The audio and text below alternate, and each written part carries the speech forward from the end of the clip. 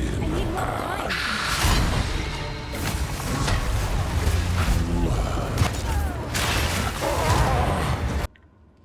Welcome back, Exiles. I've got a Reap build that I wanted to share. It is by no means the best Reap build or even a cheap Reap build, but I wanted to try to make a build using the Trickster's Shard Lineage Support Gem. Now in PoE 1 you would use Spell Echo and Spell Cascade to overlap Reap casts for big single target and AoE, but in PoE 2 up until now, Reap was unsupportable by either of those regular support gems, but it is supportable by Trickster's Shard. So this is kind of like a poor man's Awakened Spell Cascade, and I wanted to give it a try and see if I could make Reap work with it. So the problems that I came into with this build were cast speed, area of effect, getting hit a lot in melee range, recovering the damage that we're taking because we're in melee range, both single target and clear, and slows because they actually really mess up the whole flow of the build. Being slowed just kind of kills a bunch of the engines that we've got going on, so we had to find a way to deal with that. Now, luckily for us, Chronomancer saves us a lot of hassle. It helps with a lot of these aspects. Sands of Time is really nice because it's just going to give us a cycling buff of skill speed or area of effect, both of which are going to be good for us, so it pretty much feels good all of the time. Inevitability is going to give us an inevitable agony. This is going to help a lot with single target, basically just 25% more damage, and then a cull as well. And as for the damage that we're taking in melee range, well, we've got Apex of the Moment along with Temporal Chains on Blasphemy to really slow a bunch of monsters that are near us. So that's an Avoidance layer, and then once we get hit, we are also taking Phased Form, which is 30% less damage and also staggers some damage for us. In addition to that, we'll also be using Sacrifice of Flesh from an Aminamu Undying Hate. So this is, again, staggering our damage, which gives us time to recover, since we're going to be taking so many hits in melee. In addition to that, another avoidance layer we have is Blind. Right now I'm getting it through the Vestige of Darkness, but you can also just easily put Blind in one of the attacks that we're using. So slows. Slows are going to be pretty rough. We opted to use Fall of the Axe originally, but the issue was that whenever you're fighting any monsters that do cold damage or you're doing any sort of chilled ground maps, this kind of procs all the time, so it wasn't really that effective.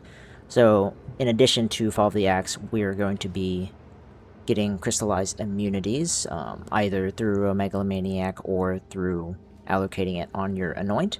And that's going to give us immunity to chill, which is the vast majority of the slows that we encounter. So basically, you're going to be immune to chills, and then anything that is a non-chill slow will then proc the Fall of the Axe charm. It feels quite a lot better with these two layers, so that pretty much solves slows for the most part. Sometimes you'll get hit by temp chains in a map, and the Fall of the Axe will help for a little bit, but then you'll still have the slow after the fact, but at least those are dodgeable. And as for our recovery method, we'll be using Spell Leech and Life Remnants, which are coming from the Covenant. This will be helping us with clear as well, because we'll be utilizing Explosive Transmutation to take extra advantage of the Life Remnants, and we're going to be doing that alongside Mana Remnants and Remnants of Kalgur as well. In addition to just the clear and sustain, they also allow us to overflow on life and mana, so that's basically just additional hit pool that we will have because of those. Since we're already here, let's talk a little bit about our skills. So obviously the main skill is going to be Reap. This is this the right weapon set? Yeah, I think so. So this is supported with Trickster's Shard. Like I said, the whole premise of the build was trying to use Trickster's Shard to get as much out of it as possible. Varana's Siege, very, very good. Gives us AoE and concentrated effect whenever it's a single target. Not much beats that for this build. Blindside, very, very strong if you're going crit to have this, and using the Vestige of Darkness here just basically free slot in for a huge upside. And since we're going to be in melee range, and this is a presence blind, it's always going to be in effect. Deliberation is really good actually, because the 30% more move speed penalty while using the supported skills doesn't seem to affect the dash portion of Reap. So basically this is just 20% more damage. And then Zenith 2, it doesn't cost any mana, so it's basically just 30% more mana. We're going to be getting a lot of mana efficiency on the build, and this will just basically be a pretty big multiplier with little to no downside. Let's see what else we got. Let's talk a little bit about our Remnants. So Life Remnants, Mana Remnants, and Remnants of Kalgor, basically all going to be Harmonic Remnants 2, and then Remnant Potency 1 for both of the Life and Mana Remnants, but I did opt for Remnant Potency 3 on the Kalguran Remnants. It doesn't ever seem like I need the ward immediately like I do with mana and health, so this allows me to just keep the ward extra topped off. Obviously all three of those help fuel our main clear skill, so this is Explosive Transmutation. This is just gonna trigger a explosion whenever we pick up a remnant. So we're using Spell Cascade, again Blindside, Magnified Area, Zenith 2, and Efficiency 2. You're going to see a lot of the same supports in these skills. They're just really good for generally what we're doing with this build. The only thing that you could really change out here, I'd say maybe Magnified Area. You could do Conk Effect, but this is, like I said, primarily clear, so we're just going to be using this to help with that. Next up, our single target help here is Cast on Crit. Now we're getting Cast on Crit from the Absent Amulet. I did play this character all the way to endgame without this. It's still possible to do all of the, pinnacle content with it, but this just feels a lot better and faster. Obviously it's super expensive, but if you craft it yourself, I crafted this one for about 100 div. I did get fairly lucky, but yeah, this is definitely the way to go if you want to really min-max the single target on the build. And we're going for Bone Cage. I've tried quite a few different things here, but Bone Cage just feels really good. In addition to the fact that we're always going to be in melee range, so I didn't opt to use Astral Projection in one of the supports, so it just opens up another damaging support slot, or in this case, efficiency. But there are definitely other options. We are taking Wildsurge Incantation, so you could definitely go for some plants. It's not bad at all, but it's just a little bit slower on the damage, and I really like the look of Bone Cage, so it's up to you, really, but you have a lot of options. I mean, you could even go Comet, realistically. Anything you like here. So let's talk about some of our supporting skills. We've got Inevitable Agony. We are running, again, Efficiency 2, Spell Cascade. This one's kind of not necessary. I like it, though. It just gives a little bit wider coverage. Magnified Area to affect as many things as possible or not miss your target. Arcane Surge, basically just a free Arcane Surge every once in a while. And Rapid Casting.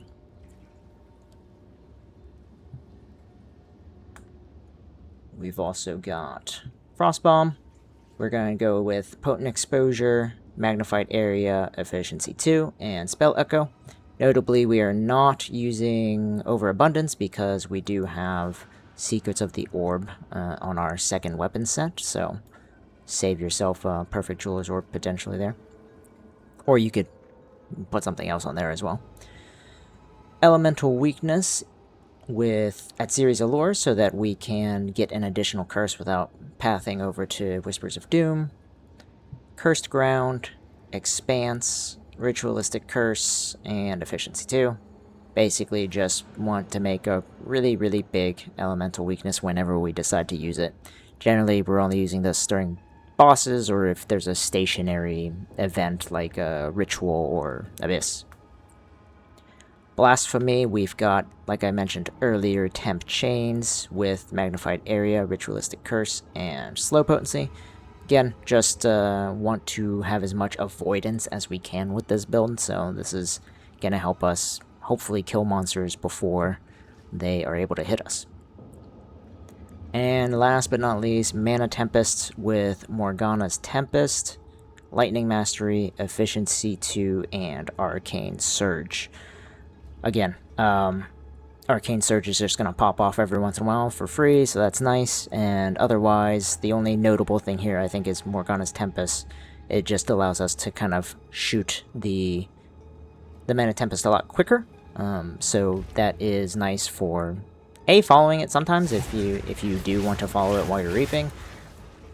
But it also allows you to, in a stationary situation, kind of just throw it off in a direction while you are busy doing your own thing, so that you're not constantly draining your mana and life since we're using the Covenant. So let's talk a little bit about the passive tree. Currently, this is what my tree looks like. I only really plan on getting like one more level, in which case I'm gonna swap out this point for these 2 points for extra energy gain here. But this is, if you'll notice, starting from the monk area, this is after I socketed split personality to save a few points because I was just going around up here.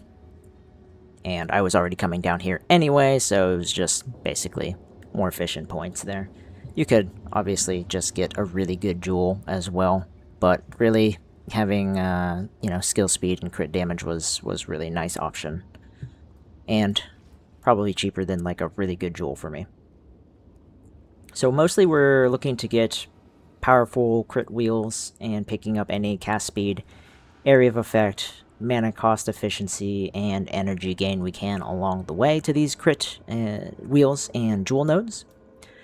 The only normal keystone that we're taking is Wildsurge Incantation here. So, did mention this a little bit earlier. It does help with, potentially, if you want to go with plants on your cast on crit, it will help with some damage there. But we are mostly just using this for the less cost and less duration. So this allows us to more finely tune how we use Mana Tempest and make sure we're not overstepping our mana costs, because that does hurt quite a bit if you stand in it for too long and you're eating up your life and your mana. If you'll notice, weapon set 1, these nodes are all tied to Reap, so it's just our damage nodes for the most part. Just crit wheels, right here, here, and here, some area wheels here, and 1 point here for the Arcane Surge on critical hit. That'll pretty much make sure that we get Arcane Surge a lot more often as well. Most notably, I would mention that you don't want to do this crit wheel or this crit wheel in the weapon set 1, because they do have strong defensive bonuses as well. So just make sure that if you do choose some other points or something along the way for weapon set 1, that you're not doing those. I also have this here for some extra gained as cold and lightning and magnitude, and just some energy trigger stuff here. Weapon set 2 we've reserved mostly for curse, exposure, and duration nodes. So exposure here, duration here, duration here. Basically just there to help us when we're using the other skills, our secondary skills. So items. Let's talk about, actually let's start with jewels since we're already on the tree. So Megalomaniac, I've got one here that has Storm's Rebuke and Cut to the Bone. So Storm's Rebuke allows fully broken armor to also increase cold and lightning damage, which we are doing a ton of with this. And Cut to the Bone is our engine to break armor with spells. So ideally you're getting some combination of either those two or the crystallized immunities, I'd say those are the most important stats to look out for. You can just spend some points to get up to Cut to the Bone here and get rid of some extra points on, you know, cast speed or crit somewhere.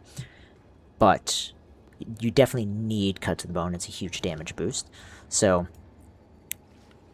if you can get those three anointed in any way, that would be very good. Otherwise, you can just get Storm's Rebuke and crystallized immunities, and then path to Cut to the Bone. I did mention split personality, so this is allowing us to start from the monk or shadow starting point. That's just saving me some points and giving me some decent stats comparable to a pretty good gem. I did mention the Amunamu Undying Hate to give us some additional time to heal before we die. It's also good to note that the life loss prevented and then turned into increased damage taken over time. That 150% is affected by phased forms 30% less damage, so it actually totals out to being very close to just basically 100% of life prevented this way is lost. So you don't really take that much extra damage. I think it's like 105% or something, but this way you're not actually gaining damage taken, it's just essentially operating the same as Blood Mage's passive point. I've also got a Heart of the Well up here, really just, you know, damage, skill speed, crit stats, basically just a better jewel than a regular jewel. And then you've got a slot for just a regular rare jewel. I just opted for cast speed, spell damage, some crit, and magnitude of shock. There's a ton of things you could get here realistically, but basically you're just looking for more damage where possible. As for our uniques, we did mention the Covenant, so this is the only actually necessary unique, and this gives us recovery and clear. But everything else is kind of superfluous. You don't need Vestige of Darkness. It's very nice to have. It allows us to remove Blind from Explosive Transmutation and makes our Fizz damage chill and freeze, which is, again, 2 huge defensive avoidance layers. So very, very nice to have. And also the Bodach is just really cool for extra clear. The extra intelligence and strength, also very nice, just gives us mana, life, allows us to take out some mana from our travel nodes and get more strength along the way to get as high of a hit pool as we can. I am currently using Mageblood, but it is not at all necessary for the build to work. I just recently swapped to this just because I could, and I found one that was pretty good for what I wanted to do, more crit and more skill speed. And it also allowed me with the double bismuth roll to get rid of my other gloves that were just, well, these ones right here, that are basically just life and res. So I could craft something that had a lot more damage, basically. It's got cast speed, crit damage, all that kind of stuff. And then Lavianga's Spirits, again, not necessary, but one less button to press. It's pretty good. For rares, I'll start with these two since these are what I just swapped out. But Gloves and Belt and Boot, these are going to be your res slots here. So you're going to want as much life, mana, and res as you can, basically, on these 3 slots. That's where majority of all of your res is coming from, so you want to get as much as you can on these 3 slots. You'll notice I have a lot of chaos resistance as well and socketed into these. It was hard for me to get enough chaos res, but since getting Mageblood, I was able to get a little bit more damage on these gloves, and basically just makes everything a little bit nicer. The staff was crafted to just get as much damage as I could out of Rape, so this one was fairly expensive to craft. I think I spent maybe like 100 to 150 divs crafting this. Yeah, I mean, just getting the +6 to all spell skills took a few omens of light. Let's say that. The ring craft's very similar to the staff in that really we're just looking for as much damage as we can get, right? We're just maximizing the spell stats. So both of these are breach bases that came with a lot of caster mods on them, and I just finished them off with some additional caster mods and qualityed them up to 40. So that I could just basically get as much damage as I could out of these. I was using an Ingenuity before, in my belt slot before I got this, but it was just too difficult to upkeep my resistances without getting res on the belt. But if you are able to get enough res elsewhere, then Ingenuity with rings like these is a very big damage boost as well. And the amulet I showed off a bit earlier as well, just a generic cast on crit absent amulet. I crafted this from a base I bought that was just a failed attempt at a fracture, basically. So this one, I think, I was fairly lucky. I think I crafted this for maybe 150 divs or something around there.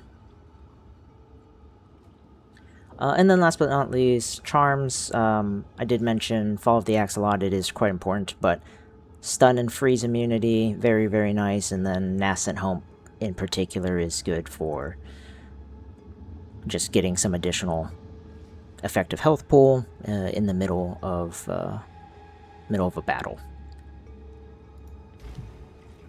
So yeah, that is basically the rundown of the build. The Trickster's shard is pretty cool.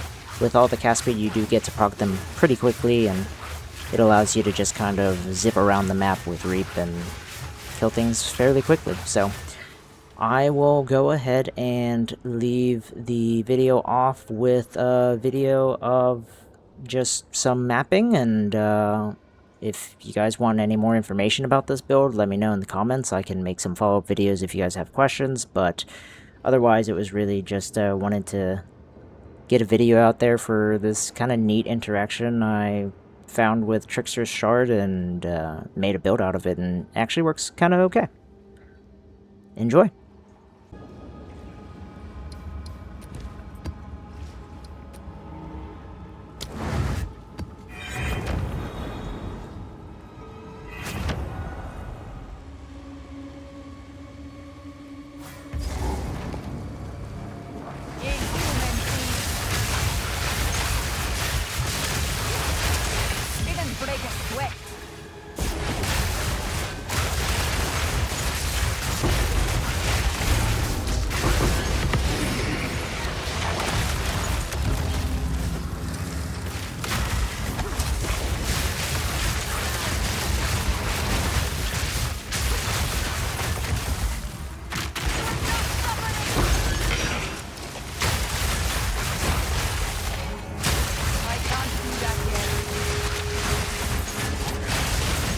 Sensed it too.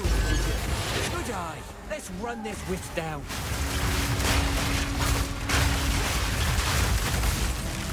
Look sharp. That base. What reason? I need more time.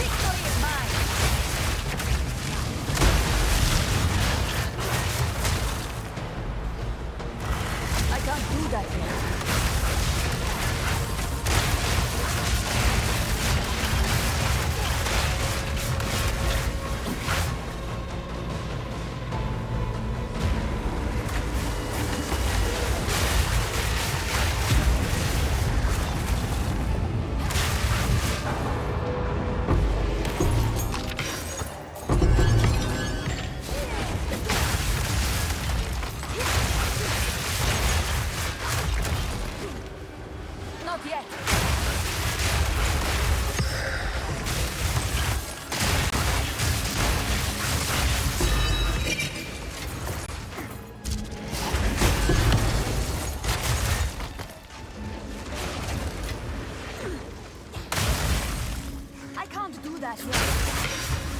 Not yet.